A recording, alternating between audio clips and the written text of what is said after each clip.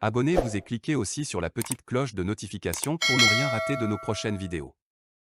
N'oubliez pas de partager aussi la vidéo et de la liker. Les amis, bonsoir.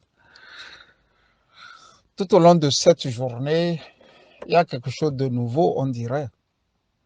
Et cette fois-ci, c'est les djihadistes qui seraient déjà au nord du Togo. On le dit, on l'écrit et on veut faire passer le message. D'autant plus que Yark dit aussi que l'information est vérifiée. Quand Yark dit, ce qui veut dire que c'est vérité. Il est le ministre de la protection sociale, ou mieux, le ministre de l'Intérieur, c'est-à-dire l'intérieur du Togo. Il a les yeux ouverts. Il est davantage le premier flic du Togo. Les services secrets, il a une bonne partie aussi en charge parce qu'il faut sécuriser le territoire national. Les amis, parfois, ce sont les terroristes qui crient aux terroristes. C'est un peu l'histoire du voleur qui crie au voleur. Dans le cas précis du Togo et du Burkina, il faut s'en convaincre que les dirigeants des deux pays ont joué avec le feu par le passé. Vous savez que sous l'ère de Blaise Compaoré, le Burkina était la terre d'exil de tous ces voyous enturbannés qui ont pour but principal de racketter les gens avec la prise des otages. C'est-à-dire,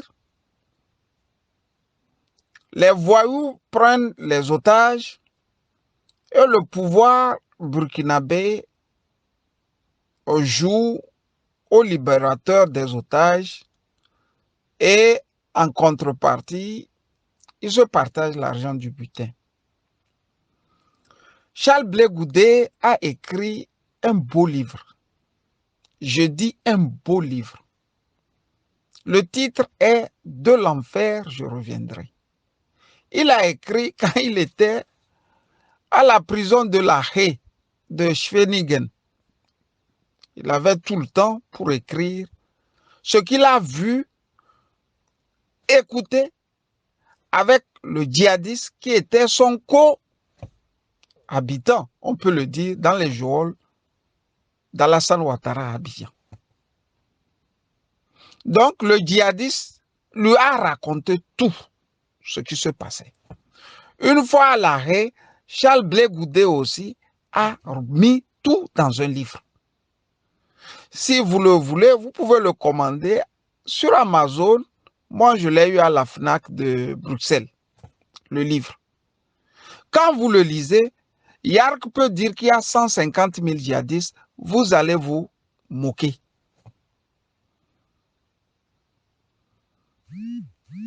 Les amis, le djihadisme dont on parle est bien la fabrique même de la France, des États-Unis et des États falots que sont le Togo, le Burkina, le Mali sous Ibeka. Je répète, le Mali sous Ibeka et actuellement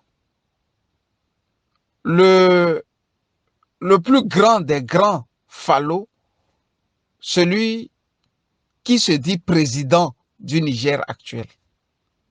Vous savez très bien que lui, sa réélection, c'est un peu comme la réélection de Faure Gnassingbé en 2005. C'est-à-dire, on prend par force et on tue encore comme bonus. J'ai voulu que nous parlons aujourd'hui de cette bonne nouvelle. La nouvelle est bonne parce que, pour une fois, l'armée togolaise doit s'exercer. Elle doit nous montrer comment elle est une armée républicaine. Comment elle peut défendre la patrie. Parce que depuis que nous la connaissons, depuis 1967, avec la prise du pouvoir de Gnassingbé Yadema, nous ne l'avons jamais vu défendre la patrie. On l'a toujours vu défendre la famille Gnassingbé. Et c'est tout. Ça, c'est une bonne nouvelle.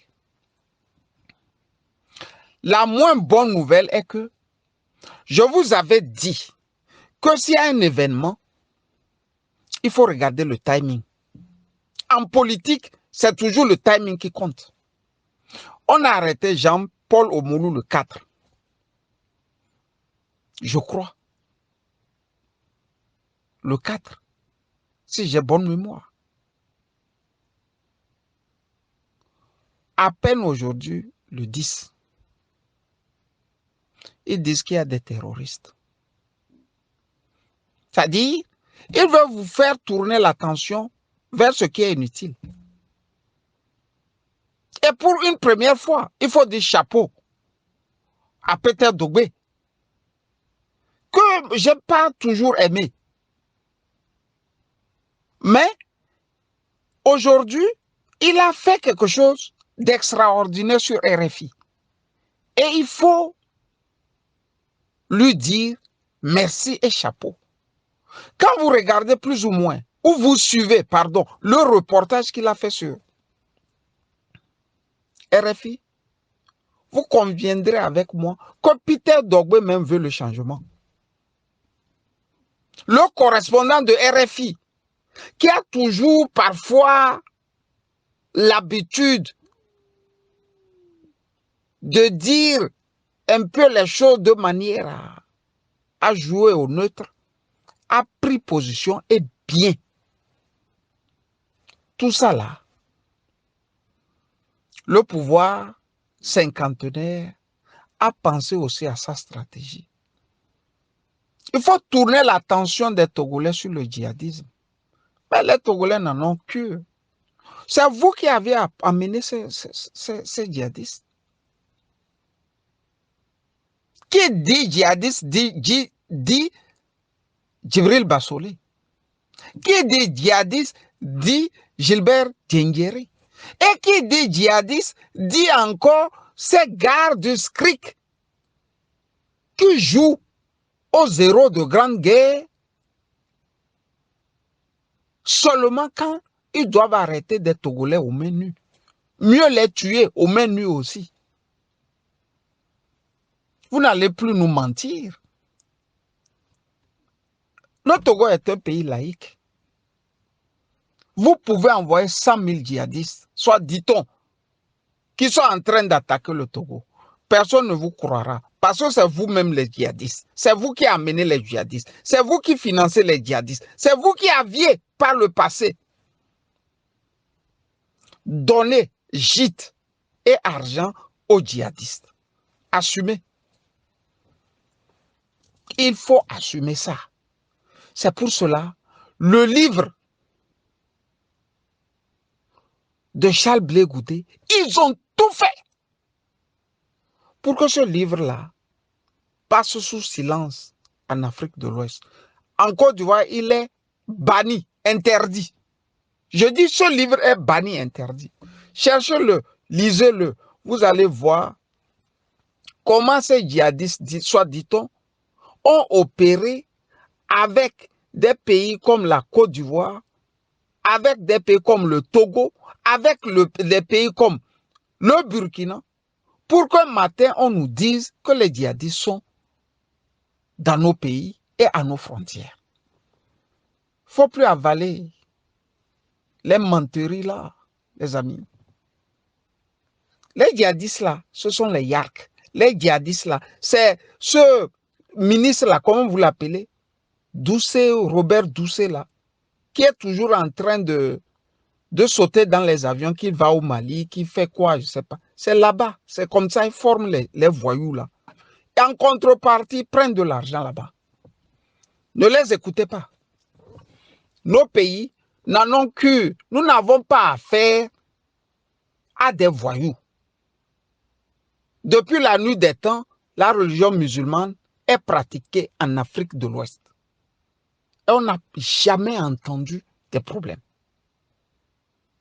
Mais c'est la nouvelle génération là, avec les Faure Gnassingbé, les Blaise Compaoré, les Ibeka, qui veulent nous dire, nous, maintenant, de payer pour ce que eux, ils ont fait comme acte répréhensible.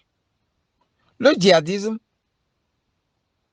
il faut avoir la force de le dire et de le marteler. Regardez du côté des Yarks, vous comprendrez beaucoup de choses. Leur cupidité les amène même à vendre leur pays à 1 franc symbolique. Bonne soirée. Likez la vidéo si ce n'est pas déjà fait. Laissez aussi votre point de vue en commentaire.